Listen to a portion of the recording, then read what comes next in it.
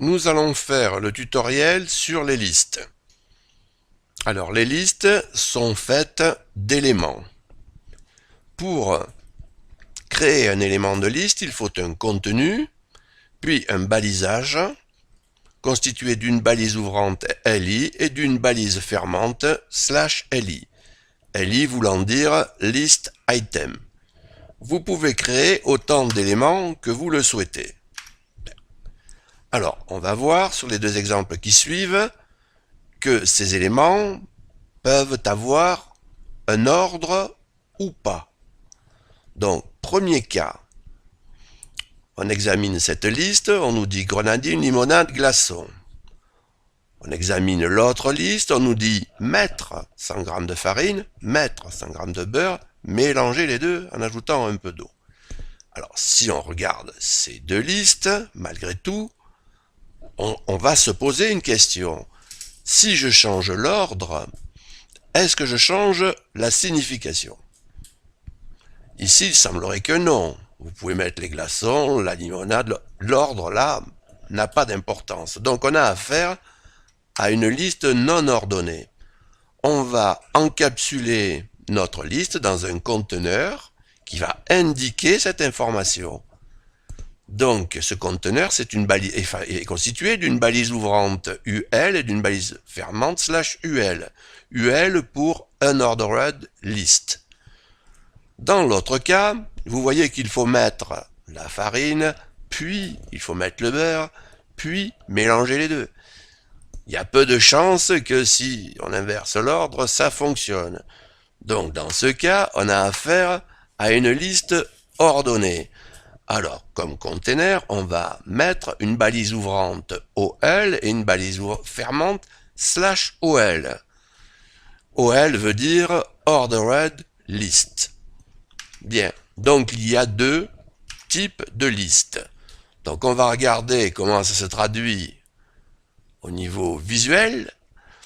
Alors la liste non ordonnée, vous voyez qu'il y a des petits points devant. Et la liste ordonnée, eh bien là, il y a des numéros. Voilà, donc ça, c'est le premier point. Bien, nous allons prendre un nouvel exemple pour préciser une chose. C'est que manifestement ici, on a un ordre, première, deuxième et troisième alternative, et pourtant on a choisi une liste non ordonnée. Donc tout ça pour dire que ordonné ou non ordonné, c'est une possibilité qu'on vous donne, mais c'est pas une obligation. Hein.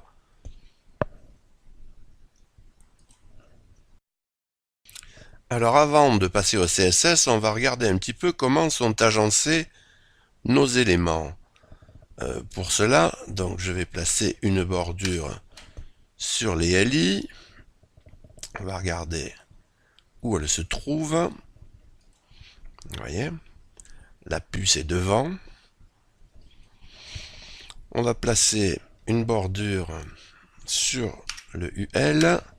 On va regarder où se situe le conteneur. Voilà.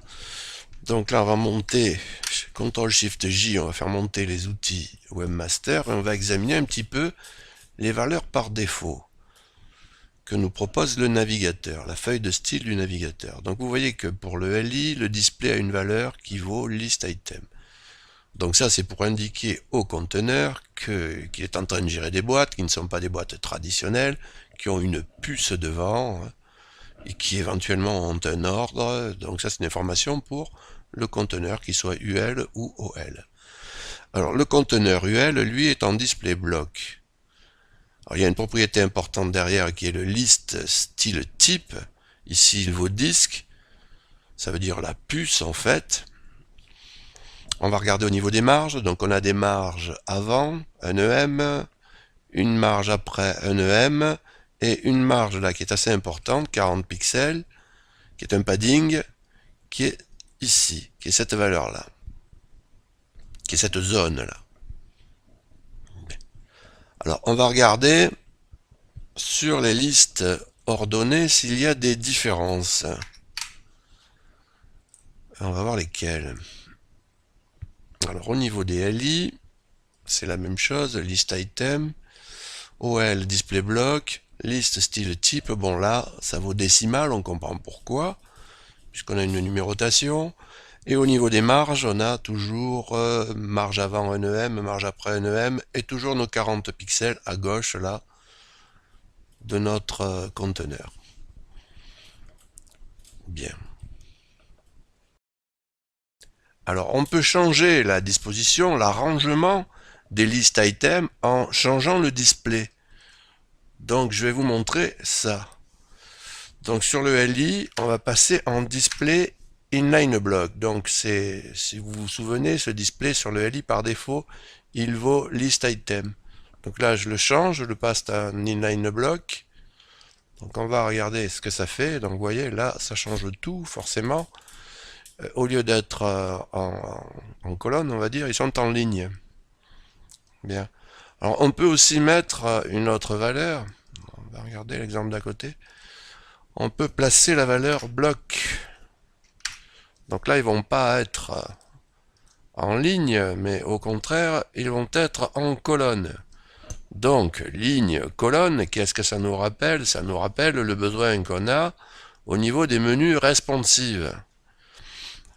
Donc là, j'ai rajouté dans celui-là d'exemple une petite media query là, qui va nous permettre d'être en display block lorsqu'on a un écran petit, qui est plus petit que 768 pixels.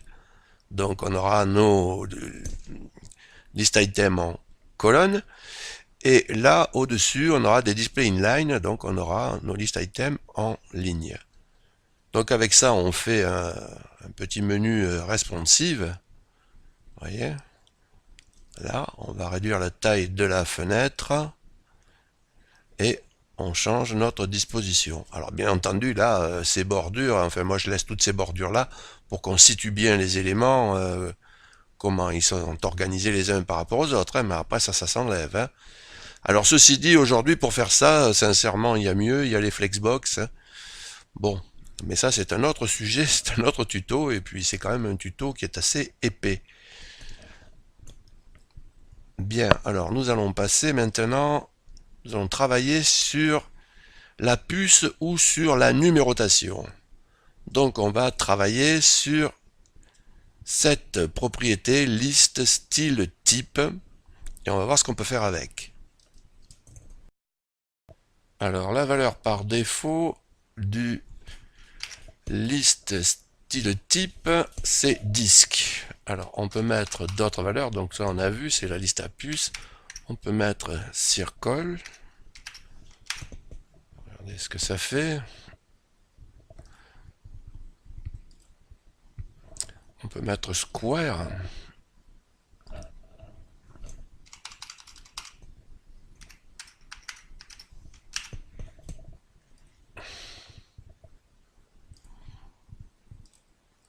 On peut mettre une image aussi.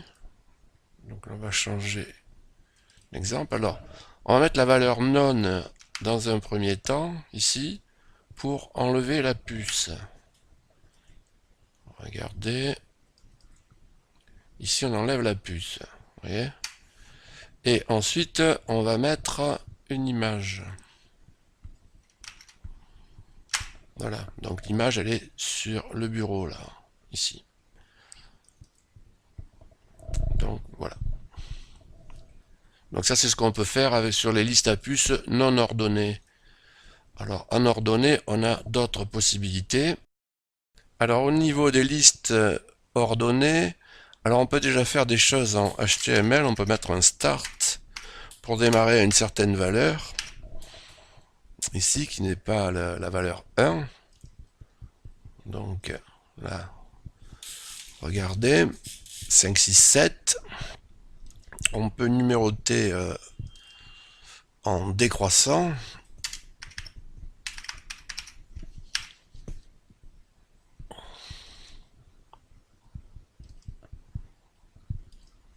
Voilà. On peut aussi changer et passer, alors je passais sur un autre fichier, on peut passer en numérotation romaine.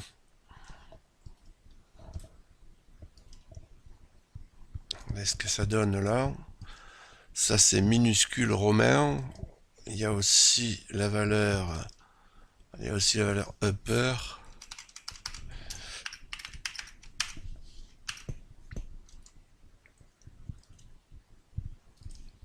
Bien, alors il y en a toute une liste, hein.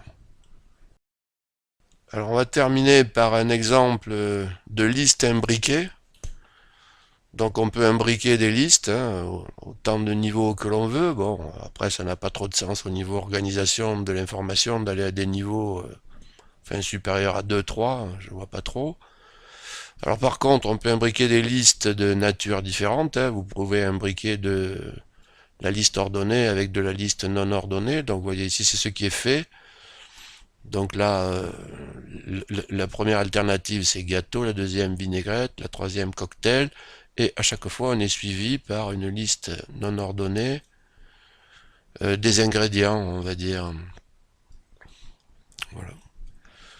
Donc on va regarder ce que ça donne. Bon, le son stylé par défaut. Voilà. Bien, ce tutoriel est terminé. Je vous remercie de m'avoir écouté et je vous dis à bientôt.